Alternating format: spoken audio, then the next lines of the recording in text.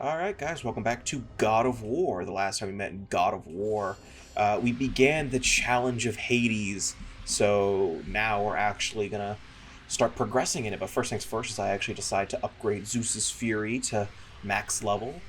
Yeah, so this is kind of when the point of I start getting my abilities up to max.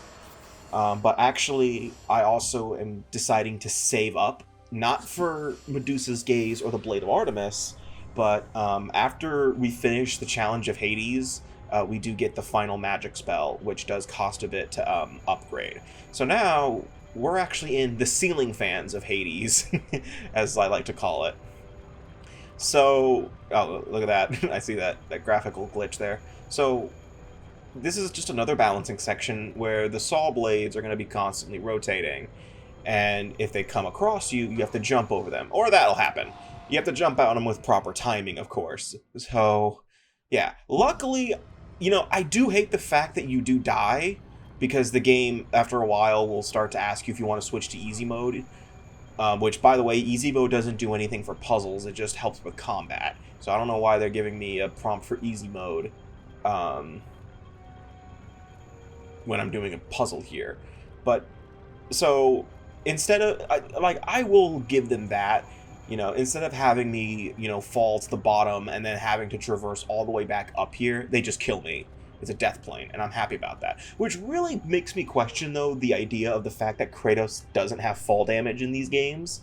Because, Kratos could fall like thousands of feet in later games, and even in this game, and he's perfectly fine.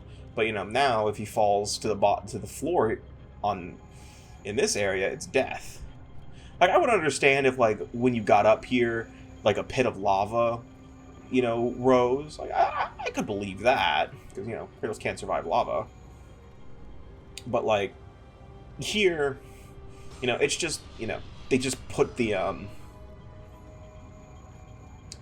death plane at the top, which is perfectly fine. I'm actually really okay with that.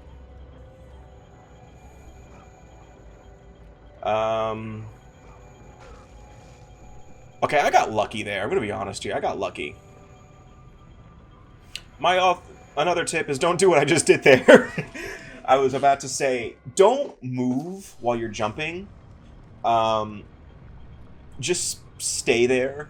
Like stand still and then double jump. Don't move and jump, otherwise, unless you feel like you can get away with it. Because if you do that, you'll end up killing yourself like I just did. So don't be like me in trying to be all stylish. So last part, we were talking about Devil May Cry again. And I think that's just going to be our thing for these hack and slash Let's Plays. I feel like I'm going to do Bayonetta in the future, and I'm going to be talking about Devil May Cry. Or, we're going to do Hyrule Warriors, which is actually, I think, what I'm going to do next, honestly. I don't know yet. I'm still deciding. I haven't really come to a concrete decision, mainly because I'm distracted by other things at the present moment with, school starting back up. I have a relatively easy semester, so I don't think my schedule will be too hellish. I don't have any, like, major senior projects or anything like that. I mean, okay, I do have one, but that is a discussion that is a worry for me. But, like, in terms of what I plan on doing next, I don't really have any ideas, because, I don't want to do... I don't want to do Arkham Origins this year because I'm going to be playing it for the Arkhamathon review series that I'm working on right now. Speaking of the Arkhamathon, I just finished re-recording footage for Arkham City, so meaning that I will be probably getting into the recording, my voiceover and stuff in the near future. So that review should be up hopefully by the end of February. I would like that. Okay, I don't know why I thought there was something here. Luckily, I think I crossed a checkpoint. Yeah, I did. Yeah. Sometimes when you hear that little chime, like I just heard, that means you crossed a checkpoint and you're good to go. So you can kill yourself. But, like, I don't want to do Arkham Origins because, honestly, I don't want to play Arkham Origins twice this year. I'm willing to play Arkham City twice in a year because I love Arkham City. Arkham Origins, on the other hand, I have a lot of critiques with Origins, and honestly, I have to be in a very particular mood to play Arkham Origins. Um, I don't want to go straight to God of War 2 because then I'm just going to get God of War'd out. I might do Shadow the Hedgehog after this, but I don't know. I don't know yet. And also, I just don't know how I'm going to approach that yet. Because the thing about Shadow the Hedgehog is that since there's 10 different stories to play... Okay, 10... Hold on. Let me... I wish I had, like, face cam on right now so I could do air quotes. But there are 10 different paths that you have to do in order to get to the last story. And I don't know if I want to do all 10 paths in video, or if I just want to do, like, 5 of the paths and then do the rest off screen and then, you know, just show off the last story. I don't know yet. I don't even know if I want to do that live or post commentary either, because I typically do Sonic games live. By the way, yeah, that was right above the beginning area, and I'm pretty sure, you know, with some speedrunning tricks, you could probably get up there and end the challenge early, but I don't know. I mean, I've seen speedruns of this game, and I think they skip a lot of stuff, but I could be way wrong. I don't remember.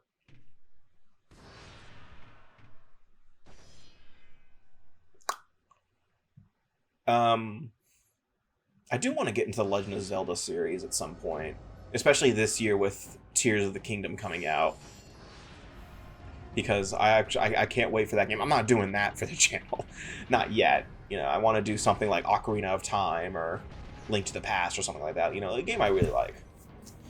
I also want to do Star Wars Jedi Fallen Order at some point, redo Hollow Knight and Metroid Prime 2, and then So, yeah, we actually have a boss fight. Yeah, it's been a while since we had one of these, huh?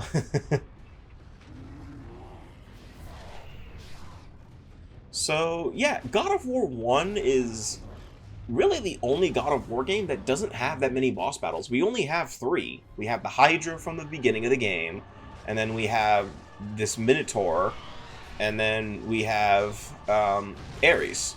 Yeah, obviously we're fighting Ares at the end of the game. So yeah, we only have 3 boss fights. Luckily though, I will say all 3 of the boss fights are interesting in their own ways.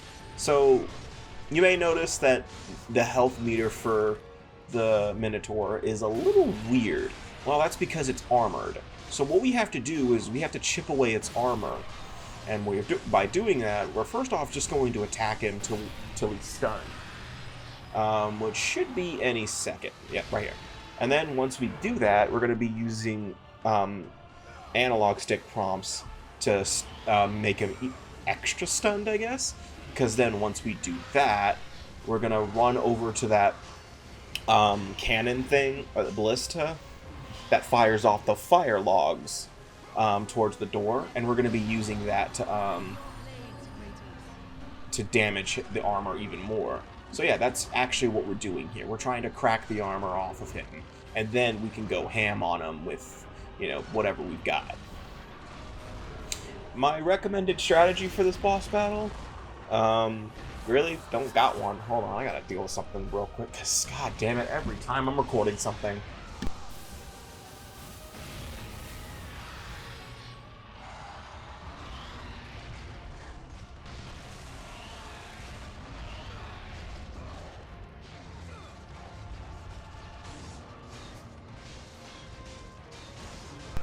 Every fucking time I want to record something, my cats decide to be the biggest assholes in the world.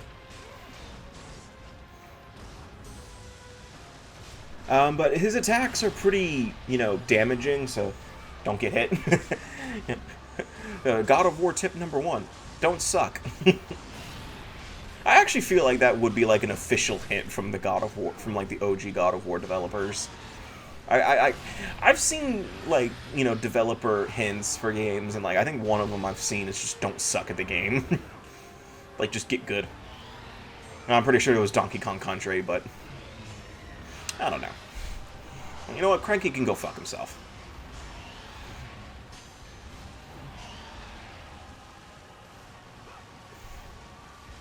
But like, you know what? I will admit, God of War 1, despite the very not lackluster, like the very lacking number of boss battles, they're really memorable. I will give them that.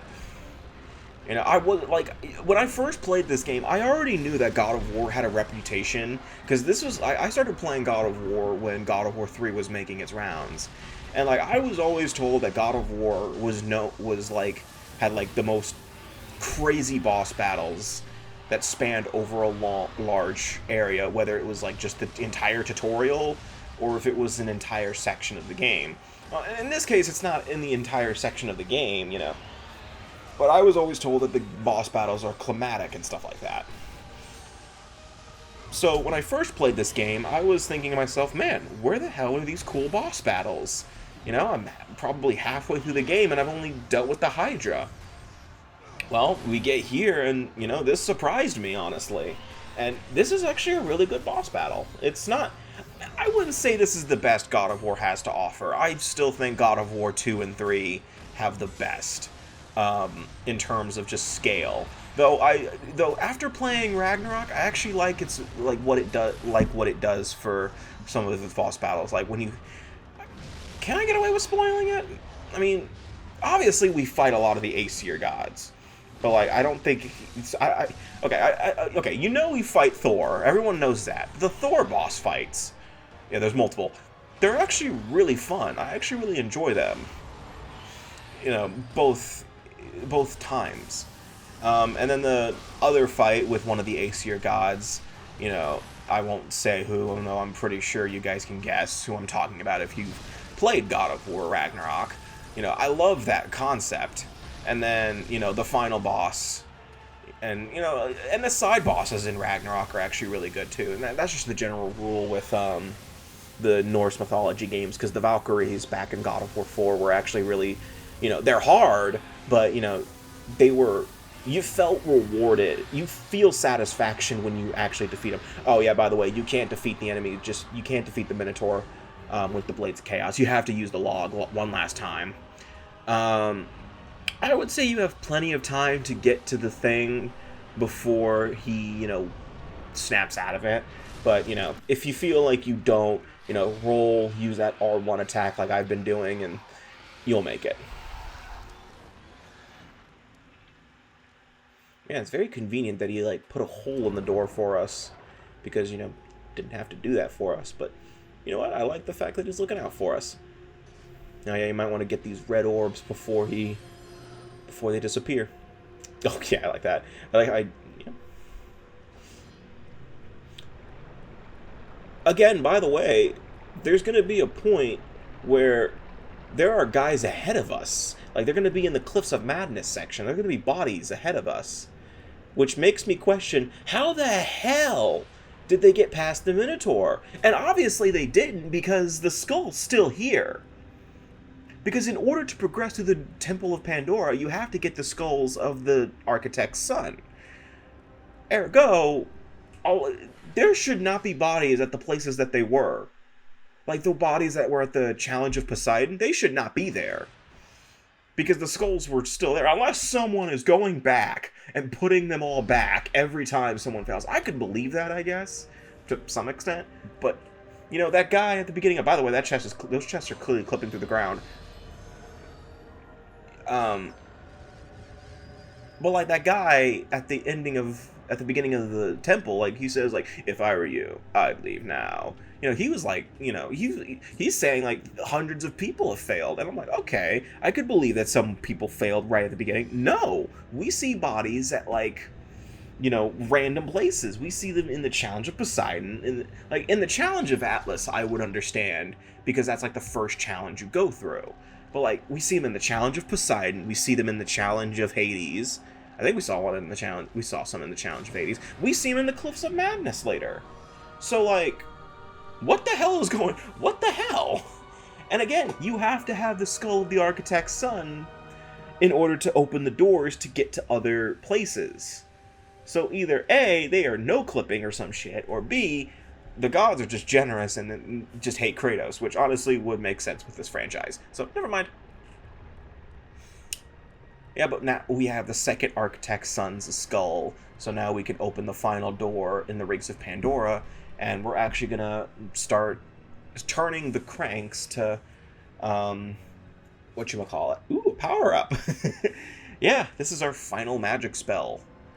Um, given to us by Hades. Yeah.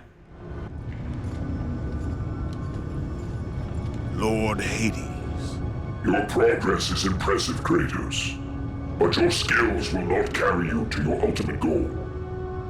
I offer you the souls of Hades itself, the souls of the dead, who stand ready to fight by your side. Take this weapon, Kratos. Take this power, and use it to defeat your enemies. So actually, I do like this spell to some extent. It's not as good as like Poseidon's Rage, but it's actually really effective. It lasts a long time, and when you start getting upgrades for it, the souls get pretty powerful. So yeah, now we have the Army of Hades, which you can use, and they'll fly around and basically just go batshit crazy and attack anything in sight. Which is really cool, really good for crowd control. However, you noticed how much magic that took. We have a full expansion of magic, and, it took 2 of it to not have enough to do it again. So, it's very expensive. Honestly, I think Poseidon's Rage is just cheap. If you want something that's very effective for crowd control, but cheap, use Poseidon's Rage. But if you want something that's good for crowd control and you're willing to, depart with some magic, I would go with the Army of Hades.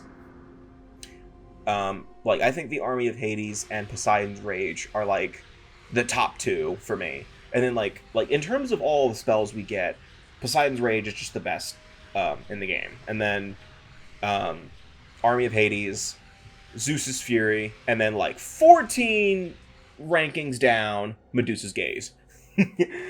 Because, God, I hate Medusa's Gaze so much. But yeah, so our next upgrades are going to cost us a bit of an arm and a leg to actually fully get, which is the final upgrade for the Blades of Chaos, which is 9,000 red orbs, and then Army of Hades and Blade of Artemis both cost 10,000, and then Medusa's Gaze is 7,500. Not bad, but you can clearly tell that I am not really looking forward to getting that. There is a point at the very end of the game where they just throw a crap load of red orbs at you to give you that final push to upgrade your weapons, if you haven't already. It's during the final boss fight, actually.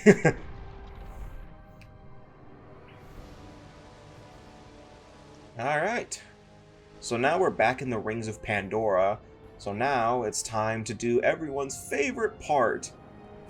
Lever pulling! Or, crank turning!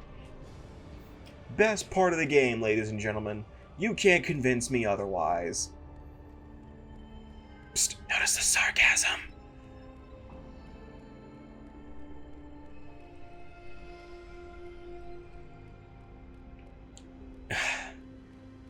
So, I mentioned back a few parts ago that I was probably going to speed them up. Yes, I was gracious enough to speed up the crank turning process. Because Jesus Christ, you will be staring at Kratos turning and turning and turning and turning. So, just to save time and, save my sanity, yeah, you're welcome. Especially, again, this issue would have been alleviated 100% if I could just turn the other freaking direction.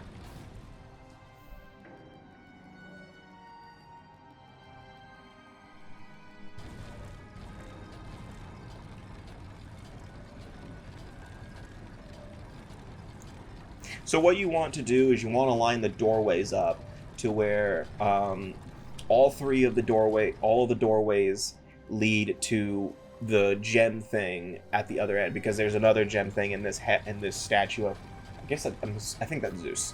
I don't care, but yeah, right here. So like that. So now we're ready to turn the crank. And oh, god damn it! Man, the combat sounds really weird with double speed. Alright. Now we're done with that. Oh, I'm going to say one last time.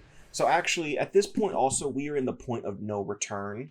So if you missed a I'm assuming if you for some reason want to go back through all of the areas to check and see if you missed any chests, you can do that, I guess, but I don't see the point, because generally if you have a basic sense of curiosity, you should have everything. By the way, I'm not shutting up for this cutscene because there's no dialogue.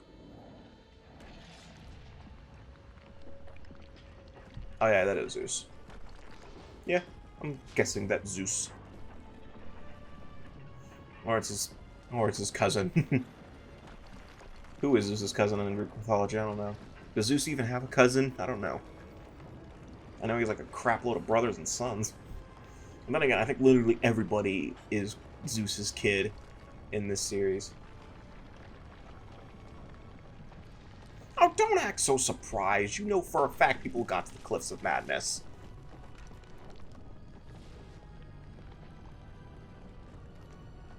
What? I'm just pointing out a fact.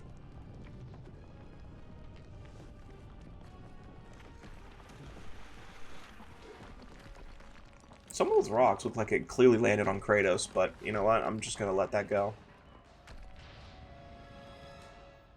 Alright. Cool. So yeah, that tower, that statue is actually an elevator that takes us up to our next section. Oh yeah. Man, you know how much that would have pissed me off if there was like a cutscene of that tower coming back down. You had to wait like 5 minutes again to watch that damn thing come all the way back down, but luckily there's no time limit. You have all the time in the world. What was that? I saw that. It looked like the door reappeared. Your progress is impressive, Kratos. But be warned. Once you ascend to the upper levels of the temple, you will not be able to return without Pandora's box.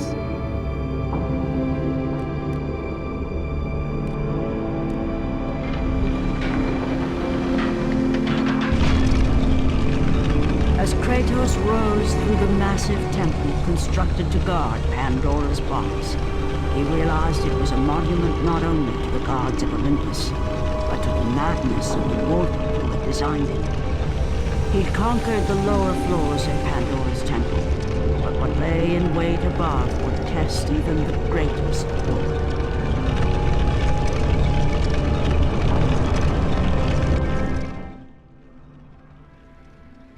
Okay, as I was saying before Athena interrupted me, it looked like the door on the statue reappeared for a split second.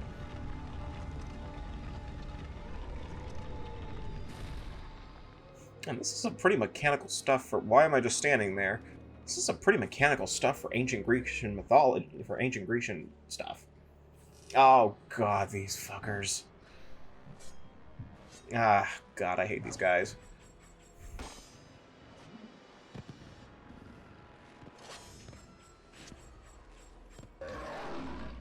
Ugh. Alright, so these guys are... I mentioned these guys before. These are satyrs or satyrs or however you fucking pronounce them. So these guys can essentially combo you. They chip away your health little by little. Yeah, it doesn't look like he's doing a lot of damage, but if he combos you, it will add up, especially when there are multiple in the area. My best advice, use the Blade of Artemis. The Blade of Artemis is such a heavy weapon that I don't think they can really counter it as well as the blades. But also, block and parry, you know, just use that. You can also, yeah, you can grab them before, at any time and do like a circle button mini game, but, you know, gotta be ready to mash the circle button at that moment to... I don't know what he does. I don't remember what he does. I know I get it. Oh, we stab him in the head, and that doesn't do anything. Are we sure the Blades of Chaos are the most powerful weapon in the God of War series? Because I'm starting to think they're not. Because, like, a lot of, like, cutscenes in later games start teasing that like, especially in this game, they tease, like, these are, like, the most powerful weapons that Kratos can use. But, you know, I don't see it. And all honesty, I think the Leviathan Axe from the Norse mythology games are stronger than that. Yeah, maybe Kratos just sucks with them.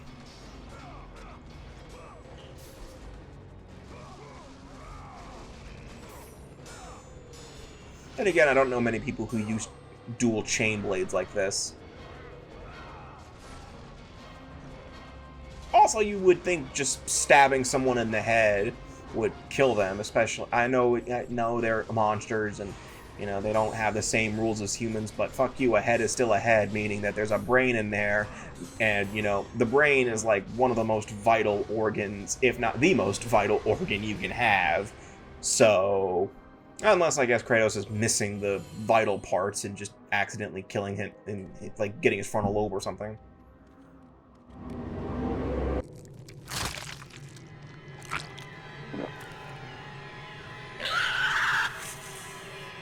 Kratos had been in service to the gods long enough to know the Harpy had been sent as a warning, a reminder from his former master of the decision that had cost Kratos everything.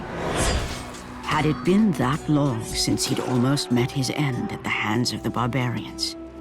That long since he'd traded everything to save himself? Ares! The sky split apart, and the god of war stepped through.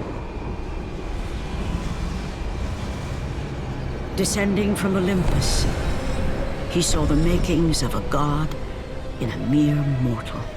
Ares would save Kratos. He would turn him into the perfect warrior, his servant on Earth. Only a simple pledge of loyalty was required.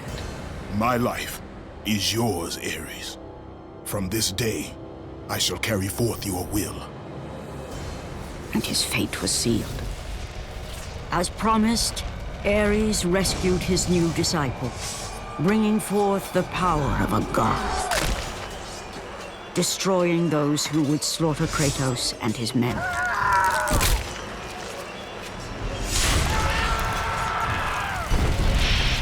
As for Kratos, no mere sword and shield would befit the newest servant of the god of war.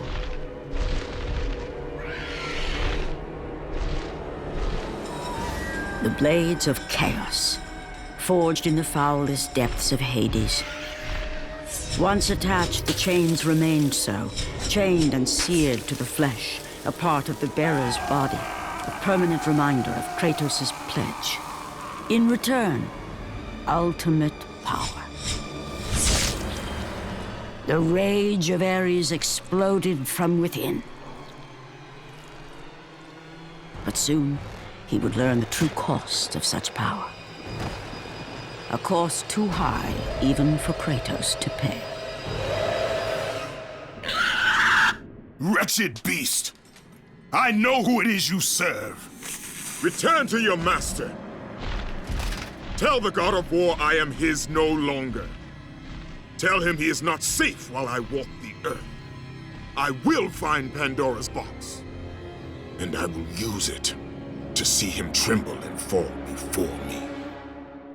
Okay, so yeah, that was just a little more, you know, now we finally know, you know, how Kratos got the Blades of Chaos and, you know, why he hates Ares. Okay, we don't know why he hates Ares yet, but we're gonna find that out sooner or later. But, so there's a lot to unpack there. I don't have enough time to talk about all of that. I think the main question, you know, I have is about the Blades of Chaos themselves. You know, they mentioned that the chains are seared to the flesh, and you know, I would assume that they're supposed to be like bonded permanently, right? So like, how the hell did Kratos, you know? Actually, never mind. Actually, I think I just answered my own question, because I remember now that he takes the chains off and put them back on again in God of War 4. But like, so we also saw Kratos, like, you know, get the Blades of Chaos, and then he suddenly changed to have the, you know, be shirtless and, you know, have the bandages or whatever around his arms for the blades. Did he do that like right before he killed the barbarian king or something? Or, you know, did Ares like stop time? I'm being nitpicky here, but you know, I will probably get more into Kratos' backstory at a later time in maybe next part, because I think next part we're going to get another cutscene, but I don't remember. So see you guys next time, and take care.